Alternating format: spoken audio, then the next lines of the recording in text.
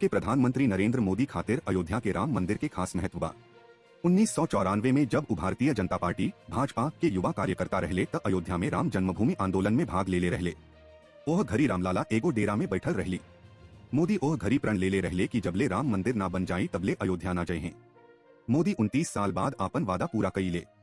5 अगस्त 2020 के अयोध्या के राम मंदिर के भूमि पूजन समारोह कैले। यह मौका पर कहले कि हम 1994 से अयोध्या ना आइल रहनी। हम प्रण ले रहनी कि जब तक राम मंदिर ना बन जाई तब तक ना आई। आज हम ई प्रण पूरा करे खाती यहाँ आइल बानी। मोदी खातिर राम मंदिर आस्था के प्रतीक है। वो कई बेर कहले बाड़े की राम मंदिर भारत के एकता अवुरी अखंडता के प्रतीक है। वो कहले बाड़े की राम मंदिर के निर्माण भारत खाती एगो ऐतिहासिक घटना बा। राम मंदिर के प्रति मोदी के आस्था के एगो अवरी उदाहरण बा कि 2019 में अयोध्या में रामलला के पहला पूजा कईले रहले। यह मौका पर कहले रहले कि हम आज अयोध्या आइल बानी काहे कि हम राम लल्ला से मिले आइल बानी। राम लल्ला हमरा खाती आस्था के प्रतीक हवे।